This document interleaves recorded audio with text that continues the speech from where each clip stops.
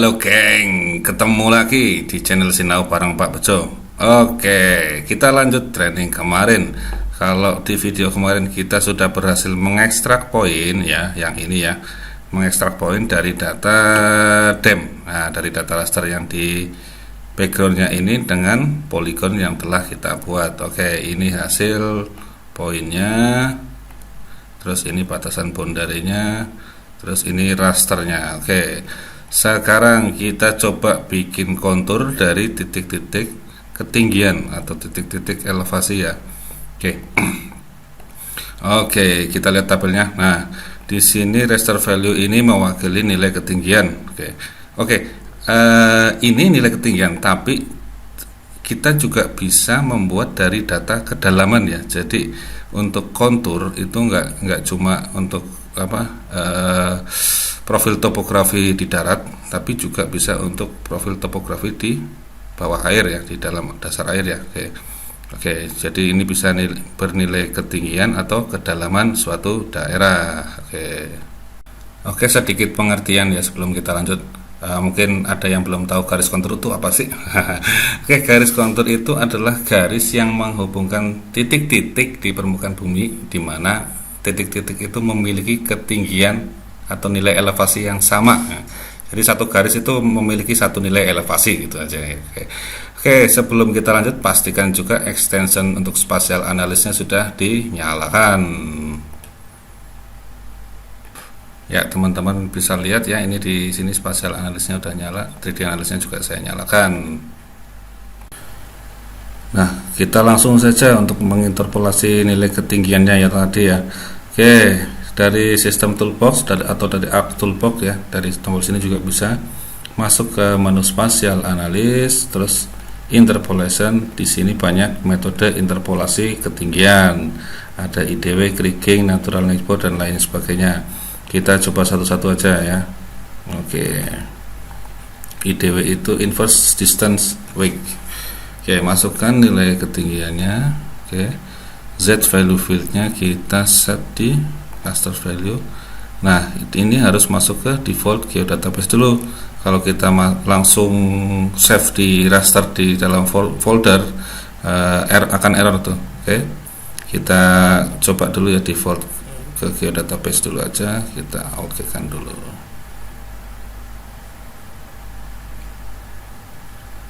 Oke, ini sudah dibentuk oleh ArcGIS metode IDW, sudah diklasifikasikan juga. Sekarang kita coba yang kriging. Set value fieldnya raster value, masuk ke default geodatabase dulu. Oke, ini kita default aja, tadi juga output cellnya sama ya, default aja. Kita mau lihat perbandingannya. Oke, kriging sudah. Kalau natural neighbor saya terus terang nggak pernah pakai. Terus kita langsung ke spline aja, kita coba spline. Oke, Z value field. Oke.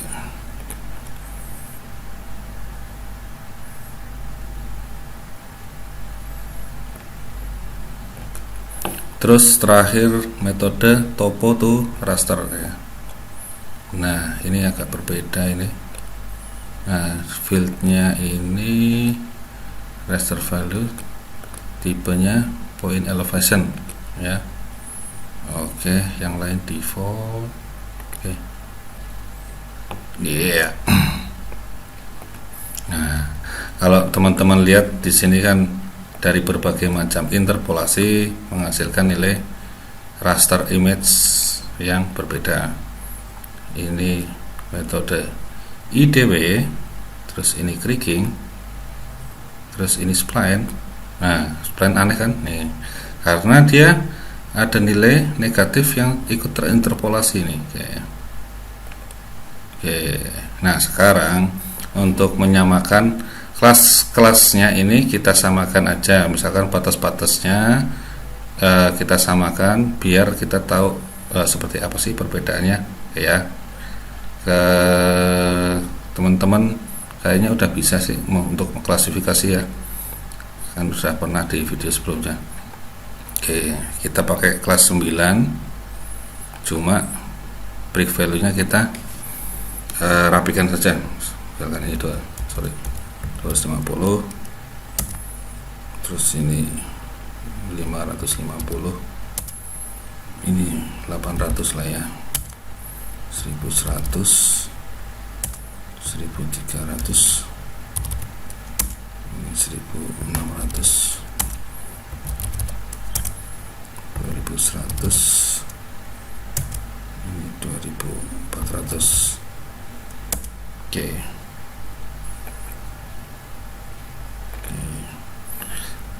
Nah, ini saya percepat, ini semuanya kita samakan kelasnya ya. Nah, untuk spline ini kan ada nilai minusnya ya, kita hilangkan aja dulu nilai minusnya, minus 201 ya, berarti 202 sampai 0, hilangin aja.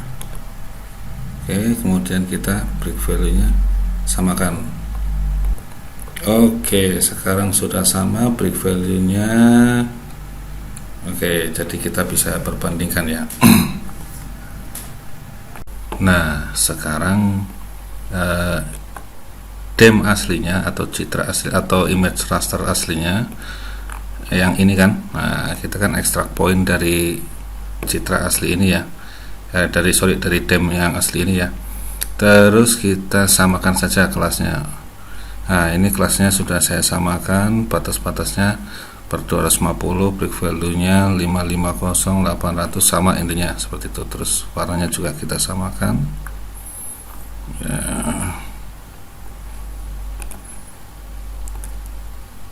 Nah, ini ya. Oke. Ini di flip. Nah, oke. Nah, biar sama. Oke.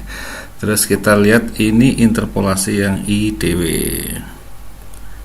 Nah, agak sedikit berbeda dari DEM aslinya ya. Di sini nilainya hijau karena kan ini kan interpolasi ya, titik-titiknya ekstrak dari DEM asli. Di sini kita nggak punya data, jadi ya mungkin memang di sini kosong hasil interpolasinya, dianggap hijau semua. Oke, sedikit agak mirip ya. Nah, cuma di bagian sini ini agak sedikit berbeda. Oke, di sini tampak generalisasi. Terus kita lihat creaking. Nah, di creaking ini juga bagus ini ya. Nah, di sini juga mirip-mirip, cuma banyak mengalami generalisasi. Oke, ini juga batasnya mirip-mirip, di sini juga ya, di perbukitan juga mirip kayaknya ya, di sini mengalami generalisasi juga. Oke, sekarang kita coba lihat yang spline. Nah, kalau di sini kelihatan ya, di sini ada kayaknya agak sedikit ekstrim interpolasinya spline ini, dia terlalu melekuk. Nah, di sini juga terlalu over smooth kalau spline ini. Ya kan, smooth bandingkan creaking. Nah. Oke, terakhir yang topo to raster. Oke, ini mirip-mirip sama spline ya, smooth. Oke. Terus juga di sini mirip-mirip sama data aslinya di daerah rendah. Nah, di daerah tinggi ini, di sini kan nggak ada ekstrak poinnya ya. Oke, yang kalau bagian sini agak mirip-mirip. Ya. Nah, ini untuk metode pemilihan interpolasi kontur ini agak sedikit, maksudnya kita harus benar-benar milih sih mana yang terbaik. Kalau saya terus terang agak lebih suka ke topo to raster karena dia smooth dan nilai elevasinya tidak berbeda jauh dari data aslinya ya. Nah, ini data aslinya, DEM aslinya ini dari titik-titik interpolasi. Nah, ini nggak terlalu beda jauh dan hasilnya juga smooth. Oke. Kalau dari referensi internet ya, ini dari Pak Bambang, dosen saya ini. Selamat pagi Pak Bambang. Nah, IDW itu baik digunakan untuk daerah rapat daerah datar rapat, terus metode spline baik digunakan pada daerah berbukit rapat dan berbukit jarang. Sedangkan metode tin, kita nggak ada tin di sini ya, pada daerah datar jarang. Jadi memang tiap daerah itu ada kemungkinan kita pakai metode yang berbeda tergantung daerahnya kita masing-masing ya. Jadi, tapi kalau yang ini secara overall saya lebih suka pakai yang topo to raster tadi, metode ini ya. Sekarang kita lihat dari raster ini interpolasi konturnya seperti apa, ya. Tadi kita sudah belajar menghasilkan raster DEM dari titik-titik elevasi. Sekarang kita balikan lagi dari raster DEM yang sudah kita interpolasi ini dengan berbagai metode menjadi garis kontur. Yang citra DEM aslinya saya matikan dulu. Ke menu surface di sini, terus ada kontur. Kita coba satu-satu ya. Pertama dari topo to raster tadi.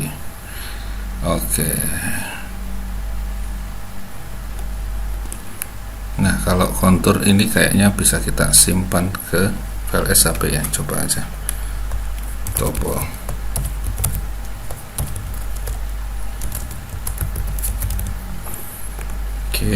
Kontur intervalnya sementara kita bikin 10 aja dulu. Ya.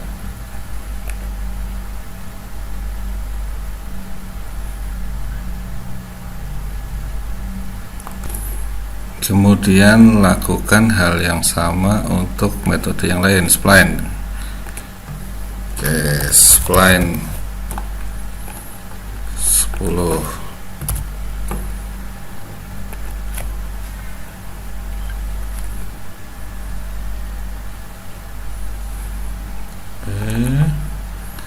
Spline terus creaking.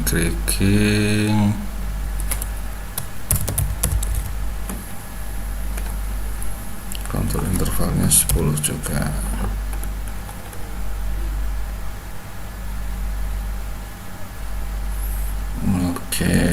Habis creaking, terakhir IDW. 10.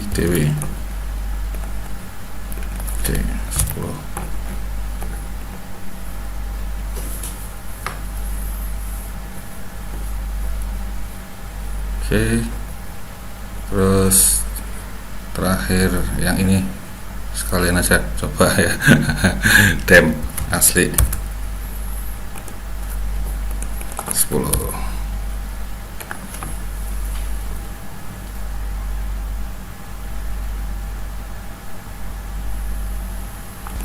Ya, sekarang kita matikan dulu layarnya satu-satu. Kita lihat satu-satu.